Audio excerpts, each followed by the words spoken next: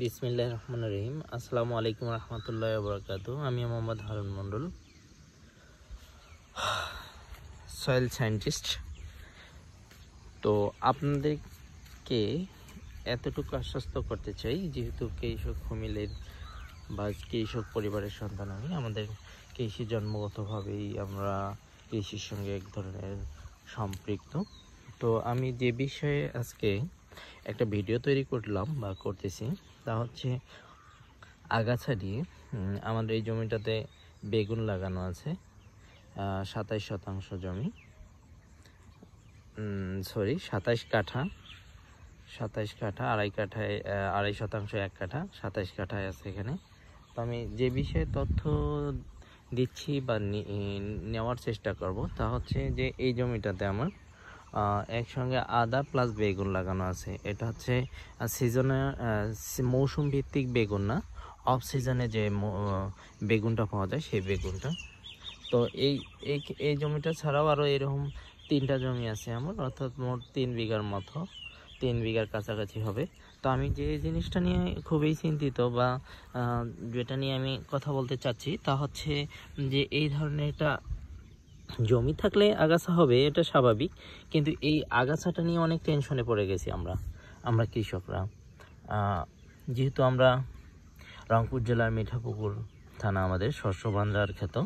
তো এই ঘাসটা অনেক মসৃণ বা নরম, যদি আপনি এর উপরে জ্যাম দেন তাহলে এটা হচ্ছে মূলত আপনার অনেক সুন্দরভাবে আরাম দিবে। কিন্তু কথা হচ্ছে তা না, কথা হচ্ছে এখানেই এই ঘাসটা সাধারণত ছাগলও খেতে চায় না, অন্য কোনো পশুও খেতে চায় না। তা আর এটার এতটাই ব্যাপক বৃদ্ধি যেটা মহামারী আকার ধারণ করতে পারে। তো কৃষকদের যদি আপনারা হেল্প করে, কৃষি কর্মকর্তা আমাদের অ্যাভেলেবেল সময় আসে না, একজন বিএস আছে মোটামুটি আলহামদুলিল্লাহ, উনিই আসে, আর কোনো কৃষি কর্মকর্তা আসে না, আমার চোখেও পড়ে না কখনোই। তো এই আগাছাটা নিয়ে খুবই বিপদে আছে। যদি কীটনাশক ব্যবহার করে ঘাস নিধন করার, তারপর এই ঘাসটা নিয়ে খুবই বৃদ্ধি সম্পূর্ণ। এই ঘাসটা দেখেন অন্যান্য আগাছা যদি থাকে তার চেয়ে এই ঘাসটাই বেশি। এই বছরেই প্রথম এই ঘাসটার দেখা আগাছাটার। তো এই মাথাটা সম্পূর্ণটাই যদি ভরে যায় এই ঘাস দিয়ে, এই আগাছাটা দিয়ে, তাহলে একজন কৃষক কীভাবে তার লাভবান হওয়ার চিন্তা ভাবনা করবে? তো আমি এজন্যই আমার ভিডিওটা আমার ফেসবুকে আপলোড করার চেষ্টা করব, যেহেতু আমার এখানে অনেক কৃষি কর্মকর্তা আছে আমার ফেসবুক সঙ্গে অ্যাড।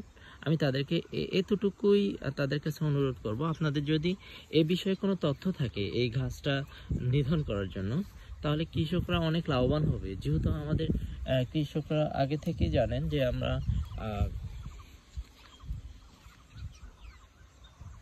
কৃষকরা অনেকটাই মানে আপনার যেটা বলে উদ্যোক্তা হওয়ার জন্য যে একটা বেনিফিট, তাদের অতিরিক্ত একটা টাকা লাগে, সেই টাকাটাও অনেক কৃষকেরই নেই, ম্যাক্সিমাম কৃষকেরই।